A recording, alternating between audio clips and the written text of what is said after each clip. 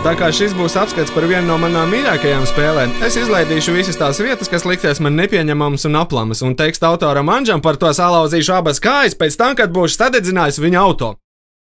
Dāmas un kungi, Enemy Territory Quake Wars.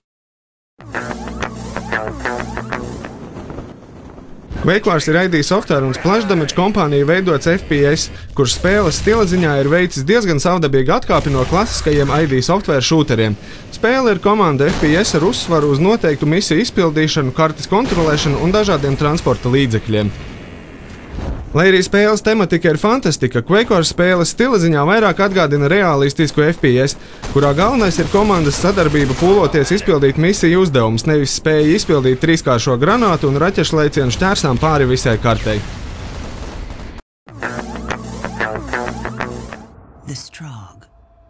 Spēles settings ir tas pats, kas tika apskatīts Quake 2 un Quake 4 spēlēs. Quake Wars darbība risinās nākotnē, kur notiek konflikts starp cilvēkiem un nesimpātiska paskata citplanētiešiem strogiem. Ja nu kāds nezina, tad strogus vislabāk raksturo frāze gaļu apdarināti metāliski možķi. Vai otrādi. Sižetiski Quake Wars ir Quake 2 prequels, kad strogi pirmo reizi iebrūk planētā Zeme. Būtībā ar to arī viss ir pateikts. Nekādas smalkākās sižetiskās peripētijas nesagaidīt. Tiesa ID Software un FPS žanrs kā tāds nekad nav izcēlies ar stāstnieku talantu, nemaz nerunājot par Quake Wars, kas galvenokārt ir daudzlietotāju spēle. Spēles kampaņa ir tās pašas daudzspēlētāju kartes saliktas noteiktā kārtībā, un katra no tām reprezentē kādu vietu uz Zemes, kur notiek kārtējā cilvēku un strogu spēku sadursme.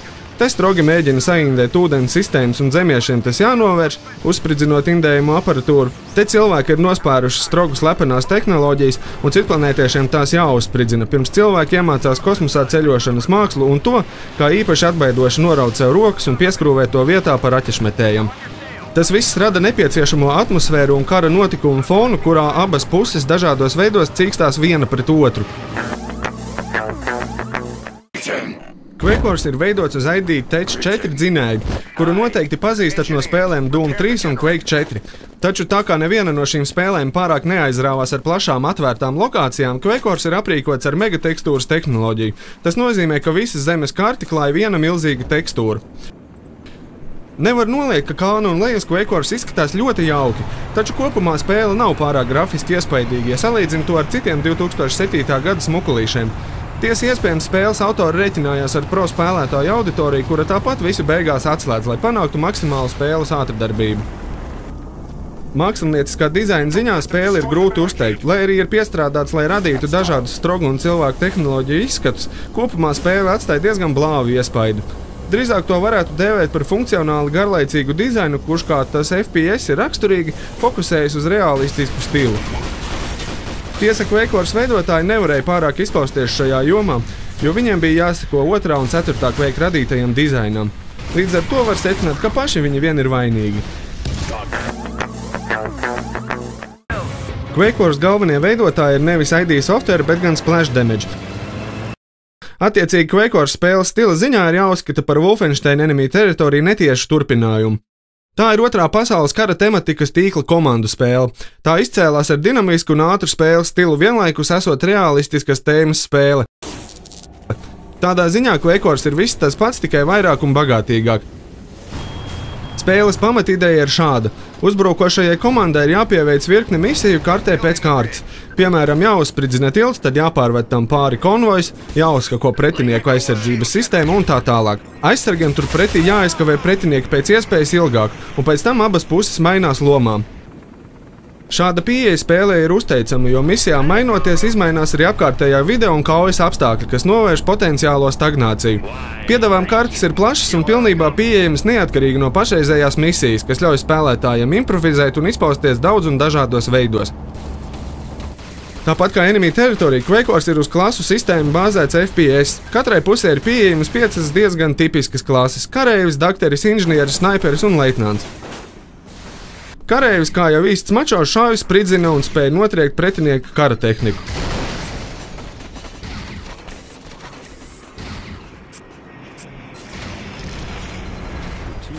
Dakteris pieceļ kaujā kritušos, kas ir bez samaņas, un spēj kā pilnības raks dāļāt aptieciņas uz visām pusēm.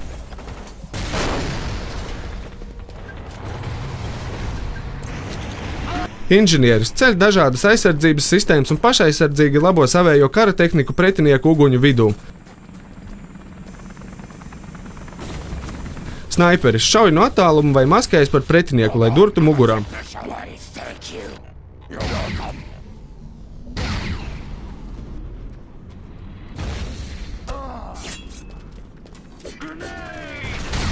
Leitnants spēj būvēt dažādas artilērijas sistēmas un izsaukt gaisa spēkus, lai iznīcinātu visu lielā laukumā.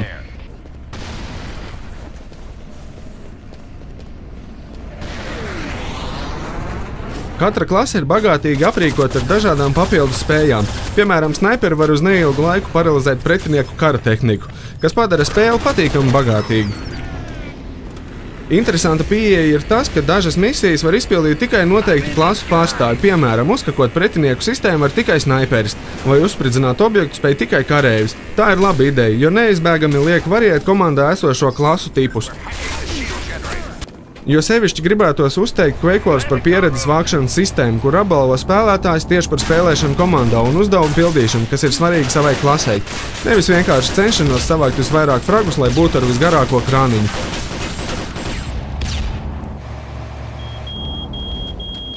Kopumā Quake Wars atstāja pavisam jauku iespaidu ar to, ka spēlē ir daudz dažādu veidu, kā izpausties, un tā ir atvērta dažādiem spēles stiliem.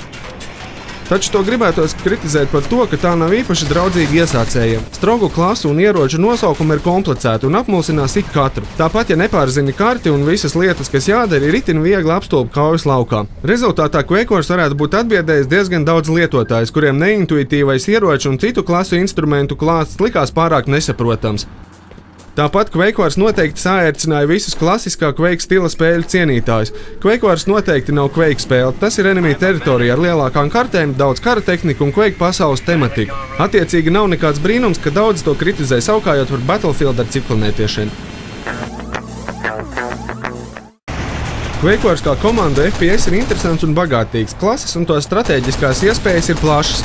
Spēle prasa gan taktiski domāt, gan veikli rīkoties. Taču tai piemīt viens liels mīnus – tā ir iznākusi kaut kādā mērā par vēlu. Šobrīd tā nepiedāvā neko oriģinālu, bet tikai ir noslīpējusi un papildinājusi jau eksistējošās idejas. Tāpat spēles limo ar tādu sindromu, ka tā sāk aizraut tikai pēc kāda laika, kad sāc iebraukties tā sistēmā un tajā, kā to efektīvi spēlēt.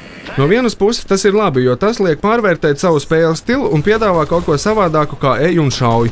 No otras puses, kaut kādai daļai lietotāju spēle tā arī neiepatiksies un no tā cietīs Quake Wars komūna, kura būtu varējusi būt lielāka. Taču tā kā izpildījums ir augstākā mērā labs un ilgāk paspēlējot Quake Wars spēj sagādāt pamatīgu baudījumu, to noteikti ir vērts pamēģināt, ja patīk komandu FPS, ja neriebjās citplanētiešu tematika un ja neizjūtat krasu riebumu pret Džonu Karmaku.